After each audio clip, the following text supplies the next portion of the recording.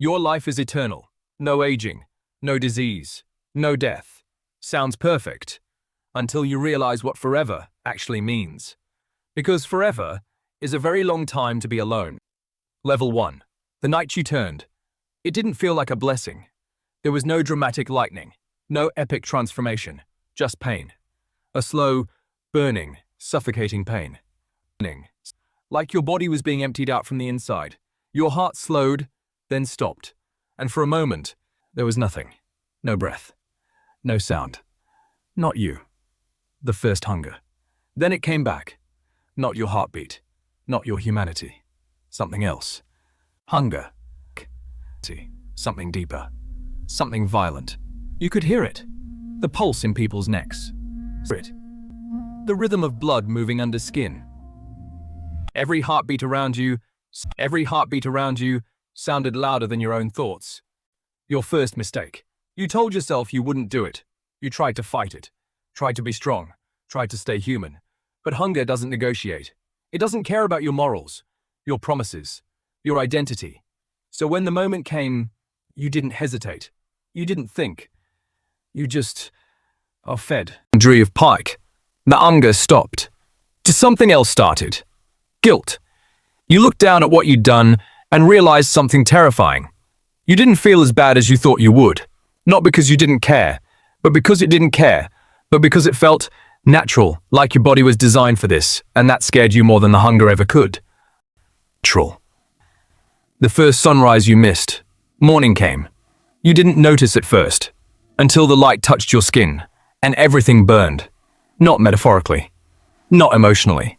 Physically.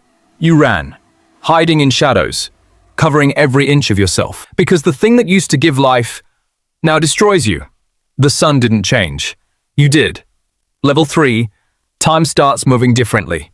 Days turn into weeks, into years. Years into decades. But not for you. You don't age. You don't change. You just continues. Years into decades. You don't change. You just continue. At first, you try to stay connected.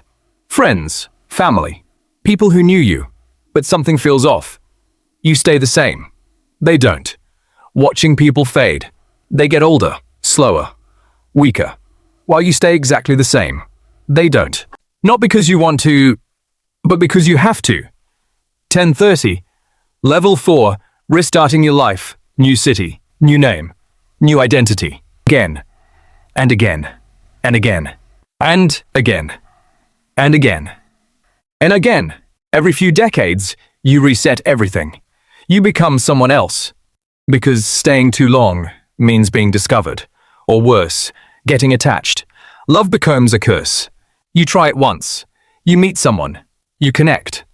You feel something real again. For the first time in years, you feel human.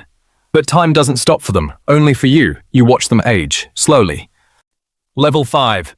The weight of forever. You stop trying after that. No more attachments. No more deep connections. No more love. Because every relationship has the same ending. And you already know how it goes. So you choose isolation. Not because you want it, but because it hurts less. The world moves on without you. So you choose isolation. Not because you want it, but because it hurts less. The world moves on without you. Centuries pass, empires rise.